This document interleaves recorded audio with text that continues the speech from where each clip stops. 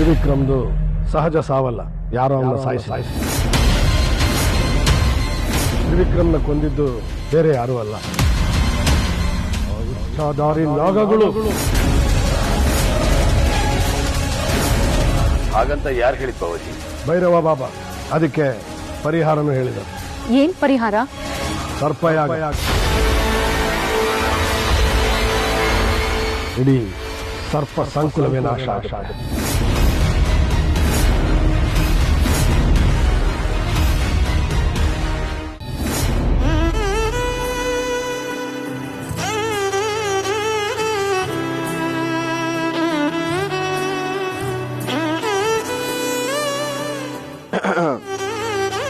ನನಗೊಂದು ಡೌಟು, ನೀನ್ ಮಾತ್ರ ಹಿಂಗ ಅಥವಾ ಎಲ್ಲ ಹುಡುಗಿರು ಹೀಗೆ? ಅಂದ್ರೆ ಅಲ್ಲ, ನೀನ್ ಯಾವಾಗ ಅಳ್ತೀವೋ ಯಾವಾಗ ನಗ್ತೀವೋ ಒಂದೂ ಗೊತ್ತಾಗೋದಿಲ್ಲ. ನಿನ್ನಂತ ಒಂದ್ ಜೊತೆ ಇದ್ರೆ ಹಾಗೆ ಆಗದು. ಅಂದ್ರೆ ನಾನಿನ್ ಅಳಿಸ್ತೀನಿ ಅಂತನಾ? ಅಯ್ಯೋ ಇಲ್ಲಪ್ಪ, ನೀ ನನ್ನನ್ನ ಯಾವಾಗ್ಲೂ ನಗಿಸ್ತಾನೆ ಇರ್ತೀನಿ. ಹಂಗ್ ಬಾ ದಾರಿಗೆ. ನಾನೇನಾದ್ರೂ ಅಳಿಸ್ತೀನಿ ಅಂತ ಹೇಳಿದ್ರೆ ಅವಾಗ ನೋಡ್ಕೋತಾ ಇದ್ದೆ ನಿನ್ನ.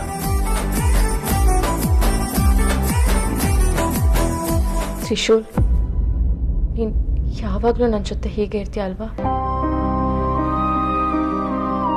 ನೀನ್ ಈ ತರ ಕಾರಣ ಇಲ್ಲದೆ ಕಣ್ ತುಂಬಿಕೊಂಡು ಹಳೆ ಹೀರೋಯಿನ್ಗಳ ತರ ಡೈಲಾಗ್ಗಳು ಹೊಡಿತಾ ಇದ್ರೆ ನಾನು ಖಂಡಿತ ಇರೋದಿಲ್ಲ.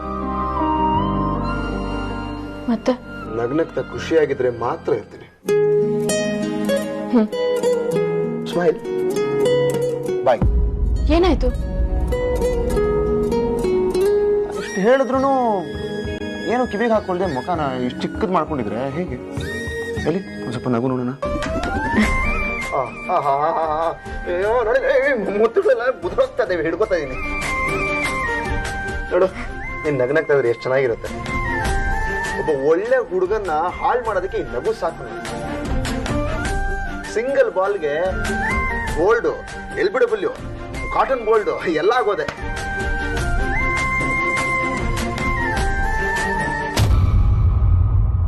ಏನಾದ್ರೂ ಮಾಡ್ಲೇಬೇಕು ಬಾಬಾ, ಇಲ್ಲ ಅಂದ್ರೆ 23 ವರ್ಷದಿಂದ ಕಾಪಾಡ್ಕೊ ಬಂದಿರೋ ನಾಗಮಣಿ ಕೈ ತಪ್ಪ ಹೋಗುತ್ತೆ. ಯಾವ ಫಲಾನು ಅನುಭವಿಸದೆ ಜೀವ ಕಳ್ಕೋಬೇಕಾಗುತ್ತೆ. ನನಗಿಷ್ಟ ಇಲ್ಲ ಅದು. ಏನಾದ್ರೂ ಮಾಡಿ ಬಾಬಾ. ನನ್ನ ಪ್ರಯತ್ನಗಳೆಲ್ಲ ಮುಗಿದಿದೆ. ನೀವೇ ಹೀಗೆ ಮಾತಾಡಿದ್ರೆ ಹೇಗೆ ಬಾಬಾ? ನಿಮ್ಮಿಂದ ಸಾಧ್ಯ. ಏನಾದ್ರೂ ಪರಿಹಾರ ಹುಡುಕಿ. ಇದಕ್ಕಿರುವುದು ಒಂದೇ ದಾರಿ, ಸರ್ಪಯಾಗ. ಸರ್ಪಯಾಗನ? ಹಾಗಂದ್ರೆ ಪುರಾಣದಲ್ಲಿ ಜನಮೇಜಯನು ಸರ್ಪಗಳನ್ನ ನಾಶ ಮಾಡಲು ಮಾಡಿದ ಯಾಗ. ಸ್ವಲ್ಪ ಅರ್ಥ ಆಗೋಗಿ ಹೇಳ್ತೀರಾ? ಜನಮೇಜಯನ ತಂದೆ ಪರೀಕ್ಷಿತ ಮಹಾರಾಜ ಶೃಂಗಿಯ ಶಾಪಕ್ಕೆ ತುತ್ತಾಗಿ ತಕ್ಷಕ ಸರ್ಪದ ಕೆಂಗಣ್ಣಿಗೆ ಗುರಿಯಾದ. ತಕ್ಷಕನಿಂದಲೇ ಸಾವು ಕೂಡ ಎದುರಾಯಿತು. ತನ್ನ ತಂದೆಯನ್ನು ಸಾಯಿಸಿದವರನ್ನು ಸೇಡಿ ತೀರಿಸಿಕೊಳ್ಳಲು ಮುನಿ ಉತ್ತುಂಗನ ಮಾತು ಕೇಳಿ ಜನಮೇಜಯನು ಸರ್ಪ ಯಾಗವನ್ನು ಮಾಡಲು ಪ್ರಯತ್ನ ಮಾಡಿದ.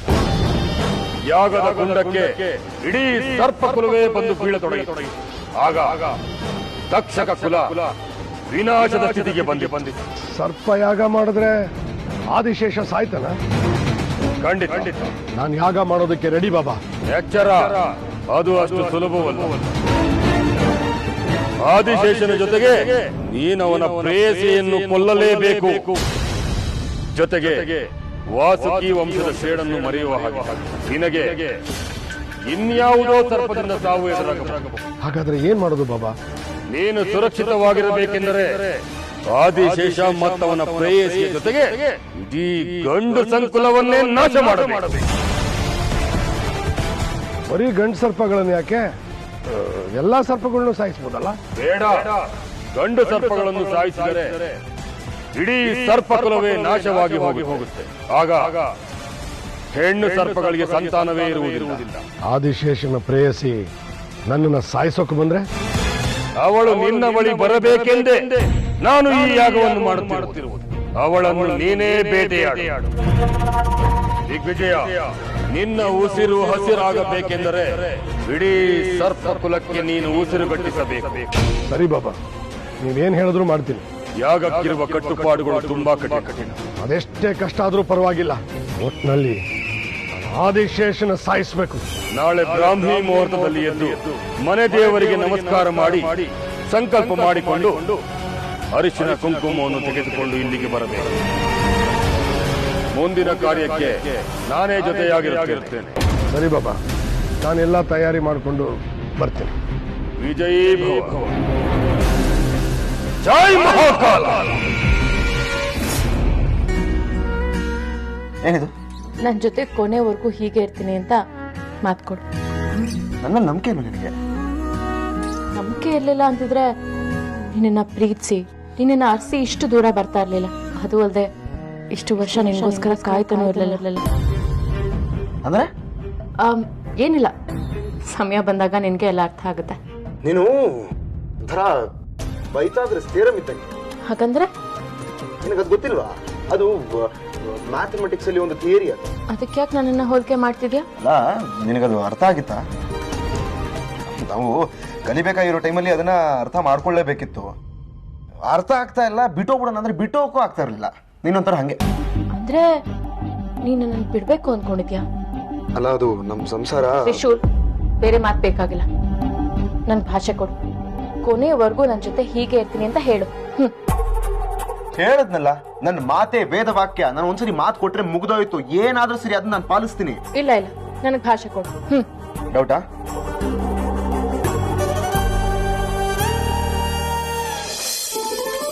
ಸರಿ, ಇರ್ತೀನಿ. ಇಷ್ಟೇನಾ? ಮತ್ತಿನೇನು?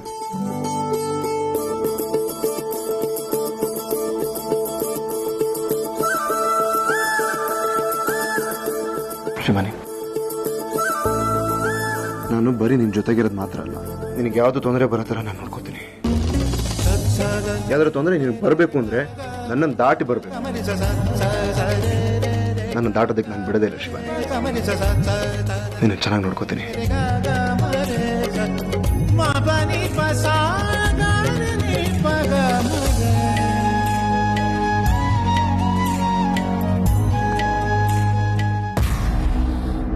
ಅಲ್ಲೋ ದಿಗ್ವಿಜಯ, ಏನೋ ಹೇಳ್ಬೇಕು ಅಂತ ಎಲ್ರನ್ನೂ ಕರೆಸಿ ನೀ ನೋಡಿದ್ರೆ ಏನೂ ಮಾತಾಡದೆ ಸುಮ್ಮನೆ ಕೂತ್ಬಿಟ್ಟಿದೀಯಲ್ಲ.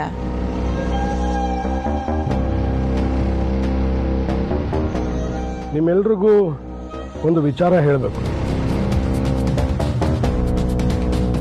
ಕೆಲವ್ರಿಗೆ ಕೋಪ ಬರ್ಬೋದು,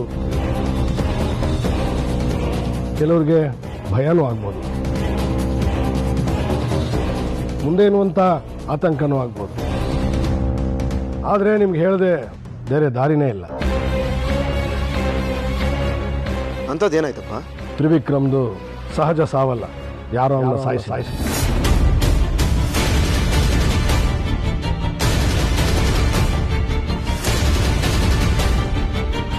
ದಿಗ್ವಿಜಯ, ಏನೋ ಹೇಳ್ತಾ ಇದೀಯಾ?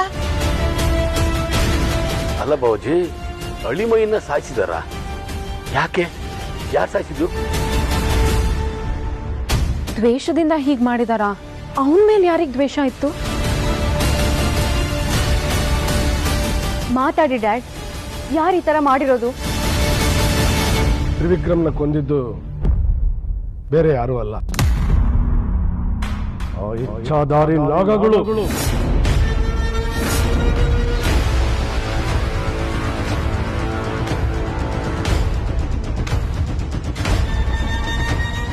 ಇಚ್ಛಾಧಾರಿ ನಾಗಗಳ?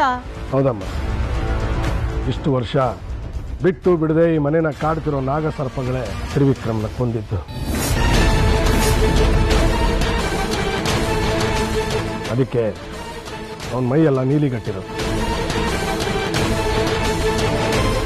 ಹಾಗಂತ ಯಾರು ಹೇಳಿದ್ದು? ಭೈರವ ಬಾಬಾ ಅದಕ್ಕೆ ಪರಿಹಾರನೂ ಹೇಳಿದ. ಏನ್ ಪರಿಹಾರ? ಸರ್ಪಯಾಗ.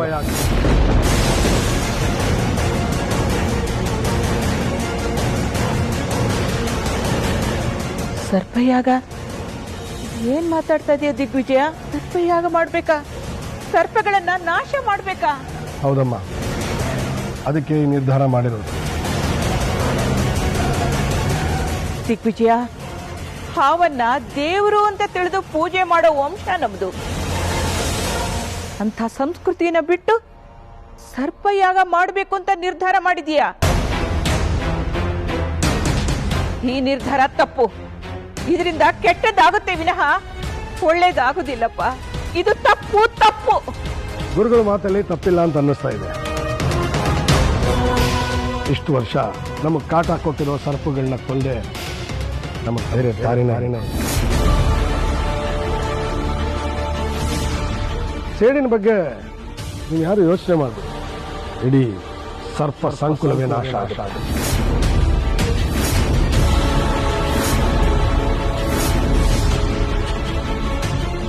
ಯಾವ ಸೇಡು ಉಳಿಯೋದಿಲ್ಲ. ಹಾಗಾದ್ರೆ ಬಾವಾಜಿ ಎಲ್ಲಾ ಹಾವುಗಳನ್ನ ಸಾಯಿಸ್ತೀರಾ? ಇಲ್ಲ, ಸರ್ಪಯಾಗ ಮಾಡ್ತಿರೋದು ಬರೀ ಗಂಡ ಹಾವನ್ನ ಬಲಿ ಕೊಡೋದಕ್ಕೆ. ಆಗ ಸರ್ಪ ಸಂತತಿನೇ ಇರಲ್ಲ, ನಮ್ಗೆ ಯಾವ ತೊಂದರೆನೂ ಇಲ್ಲ. ಅಂಕಲ್ ಬೇಡ, ಮುಂದೆ ಆಗೋ ಅನಾಹುತಕ್ಕೆ ನಾವೇ ದಾರಿ ಮಾಡಿಕೊಟ್ಟು ಹಾಗಾಗುತ್ತೆ. ನೀವುಗಳು ಭಯ ಪಡೋ ಅಗತ್ಯ ಇಲ್ಲ. ಸರ್ಪಯಾಗದಿಂದ ಒಳ್ಳೇದೇ ಆಗುತ್ತೆ ಹೊರತು ಕೆಟ್ಟದಾಗಲ್ಲ.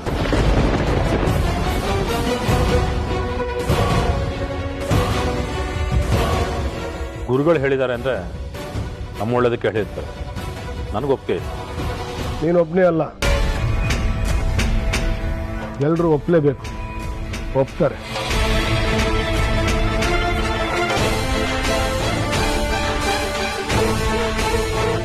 ನಮಗೆ ಕಾಟ ಕೊಟ್ಟಿರೋ ಸರ್ಪಗಳನ್ನ ಕೊಂದೆ ನಮಗೆ ಬೇರೆ ದಾರಿನ ಇಡೀ ಸರ್ಪ ಸಂಕುಲವೇ ನಾಶ ಆಗುತ್ತೆ.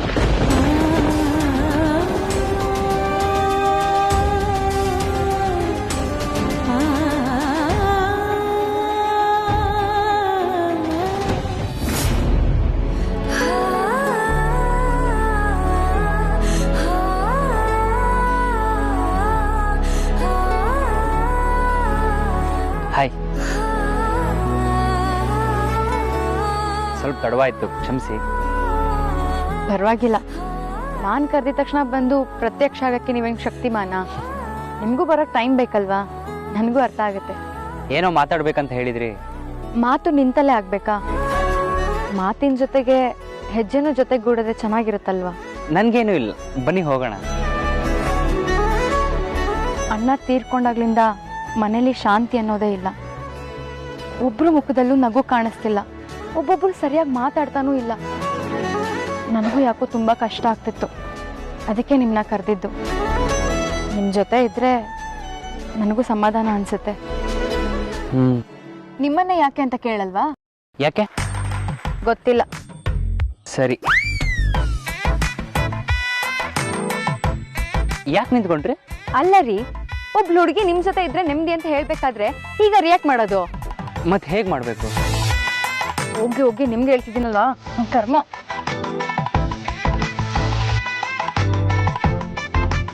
ಸಾರಿ ಸಾರಿ ಸಾರಿ, ನೀವೇನ್ ಹೇಳಿದ್ರಿ ಗೊತ್ತಾಗ್ಲಿಲ್ಲ, ಸ್ವಲ್ಪ ಅರ್ಥ ಮಾಡಿಸಿ. ದೊಡ್ಡ, ನನ್ಗೆ ನಿಮ್ ಜೊತೆ ಇರ್ಬೇಕು ಅನ್ಸ್ತಿದೆ. ನನ್ನ ಆಸೆ ಕನ್ಸೆಲ್ಲ ನಿಮ್ ಹತ್ರ ಹೇಳ್ಕೋಬೇಕು ಅನ್ಸ್ತಿದೆ. ನನ್ ಮನ್ಸಿನಲ್ಲಿ ಏನೇನೋ ಅನಿಸ್ತಾ ಇದೆ. ಯಾಕೆ, ಹುಷಾರಿಲ್ವಾ? ಹೊಡ್ದಾಕ್ಬಿಡ್ತೀನಿ ನೋಡಿ ಈಗ. ಬೇಕು ಅಂತ ನಾಟಕ ಮಾಡ್ತಾ ಇದ್ದೀರಾ? ಅದು ಅದು ಇಲ್ಲ ಇಲ್ಲ, ಅದು ಅದು ನೋಡಿ, ನನಗೆ ಜಾಸ್ತಿ ಸುತ್ತಿ ಬಳಸಿ ಮಾತಾಡೋಕ್ ಬರಲ್ಲ. ನನ್ನ ಸುಮ್ಮನೆ ಕಾಡಿಸ್ಬೇಡಿ, ನಾನು ಡೈರೆಕ್ಟ್ ಆಗಿ ಹೇಳ್ಬಿಡ್ತೀನಿ.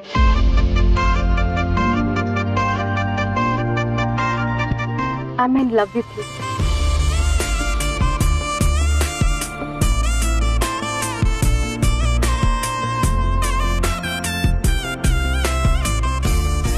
I love you, Ajit.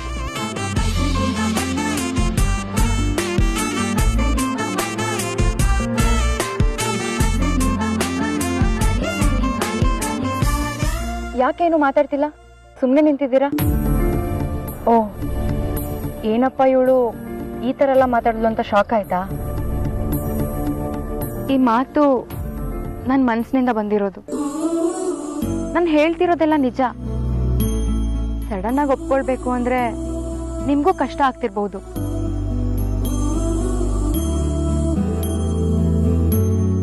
ನೀವು ಈಗಲೇ ಉತ್ತರ ಹೇಳ್ಬೇಕು ಅಂತ ಏನಿಲ್ಲ. Take your own time. ಆದ್ರೆ ಉತ್ತರ ಹೇಳ್ಬೇಕು. ಆ ಉತ್ತರಕ್ಕೋಸ್ಕರ ನಾನು ಕಾಯ್ತಾ ಇರ್ತೀನಿ.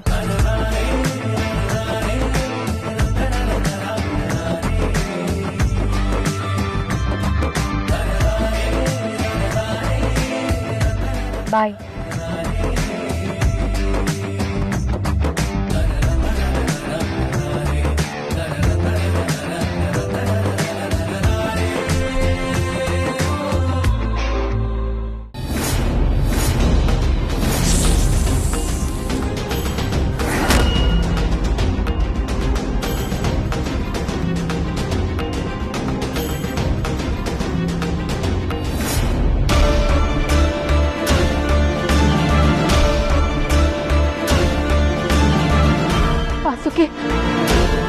ಅನಾಹುತಾನೇ ಆಗ್ತಾ ಇದೆ.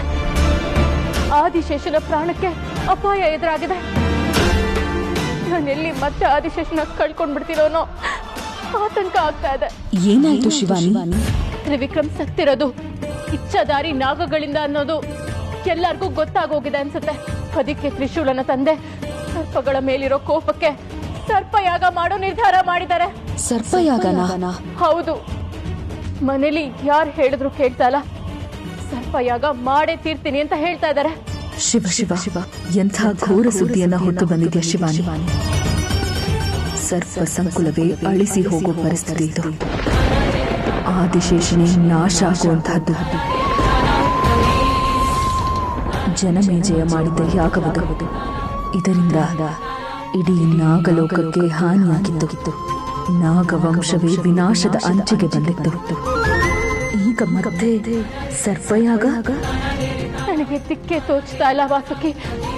ನೀನೇ ಇದಕ್ಕೆ ಏನಾದ್ರೂ ಪರಿಹಾರ ಕೊಡ್ಬೇಕು. ನನ್ನ ಕೈಯಲ್ಲಿ ಏನೂ ಇಲ್ಲ. ನಿನ್ನ ಪ್ರಯತ್ನದಿಂದ ಮಾತ್ರ ಈ ಯಾಗವನ್ನು ತಡೆಯಲು ಸಾಧ್ಯ. ನನ್ನ ಮಾತು ಕೇಳ್ತಾರ? ಕೇಳೋ ಹಾಗೆ ಮಾಡಬೇಕು. ಪ್ರಯತ್ನವೇ ಮಾಡದೆ ನೀನು ಕೈ ಚೆಲ್ಲಿ ಕುಳಿತರೆ ಆದಿಶೇಷನ ಪ್ರಾಣಕ್ಕೆ ಕುತ್ತು ಬರಬಹುದು. ಆದಿಶೇಷನ ಯಾವ ಶಕ್ತಿಗಳು ಈ ಸರ್ಪಯಾಗದ ಮುಂದೆ ನಿಲ್ಲುವುದಿಲ್ಲ. ಆದಿಶೇಷನ ಪ್ರಾಣ ಉಳಿಸಿಕೊಳ್ಳುವುದೇ ಈಗ ನಿನಗಿರೋ ದೊಡ್ಡ ಸವಾಲು. ಇದಕ್ಕೆ ಪರಮೇಶ್ವರನ ಸಹಾಯ ಸಾಧ್ಯವೇ ಇಲ್ಲ. ಪರಮೇಶ್ವರ ಸಾಕಷ್ಟು ಬಾರಿ ಸಹಾಯ ಮಾಡಿದ್ದಾನೆ. ಇಂತಹ ಪರಿಸ್ಥಿತಿಗಳಿಗೆ ನಾಗಮಣಿಯನ್ನು ಕರುಣಿಸಿದ್ದ. ಅದನ್ನು ನಾವು ಕಳೆದುಕೊಂಡಿದ್ದೇವೆ. ಈಗ ಏನಿದ್ದರೂ ನಮ್ಮ ಸ್ವಂತ ಪರಿಶ್ರಮದಿಂದಲೇ ನಾವು ಗೆಲ್ಲಬೇಕು. ನಾಗಲೋಕದ ಅಸ್ತಿತ್ವ ಈಗ ನಿನ್ನ ಕೈಯಲ್ಲಿದೆ. ಆದಿಶೇಷನನ್ನು ಉಳಿಸಿಕೊಂಡು ನಾಗಲೋಕವನ್ನು ಕಾಪಾಡೋ ಜವಾಬ್ದಾರಿ ನಿನ್ನದು. ಹೇಗಾದರೂ ಮಾಡಿ ಆ ಸರ್ಪಯಾಗ ಜರುಗದಂತೆ ಮಾಡು. ಹೋಗು. ಸಾಧ್ಯ. ಇದು ನಿನ್ನಿಂದ ಮಾತ್ರ ಸಾಧ್ಯ. ಇಷ್ಟೇ ನನ್ನ ಮಾತು ಕೂಡ.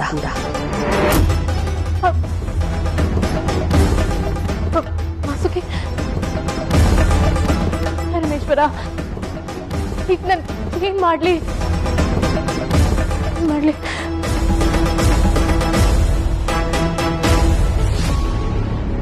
ಬಾಮ ಶಿವಾನಿ.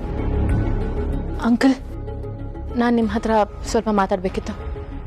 ಏನು? ನನಗೆ ಯಾಕೋ ನೀವು ತಗೊಂಡಿರೋ ನಿರ್ಧಾರ ಸರಿ ಅನಿಸ್ತಿಲ್ಲ ಅಂಕಲ್. ಸರ್ಪಗಳನ್ನ ಕೊಲ್ಲೋದು ಮಹಾಪರಾಧ. ಅಂದ್ರೆ ಸರ್ಪಗಳ ಸಂತತಿ ಇರೋದೇ ಕಡಿಮೆ. ಈ ಯಾಗ ಮಾಡೋದ್ರಿಂದ ಎಲ್ಲ ಸರ್ವನಾಶ ಆಗೋಗುತ್ತೆ ಅಂಕಲ್. ಅವುಗಳು ಸಾಯೋದ್ರಿಂದ ನಮ್ಗೇನ್ ತೊಂದ್ರೆ? ಬೇಡ ಅಂಕಲ್, ಸರ್ಪಗಳ ಸೇಡನ್ನ ನಾವು ಹೊತ್ಕೋಬಾರ್ದು. ಅದರಿಂದ ಈ ಮನೆಗೆ ಇನ್ನೇನೋ ಕೆಡಕಾಗುತ್ತೆ.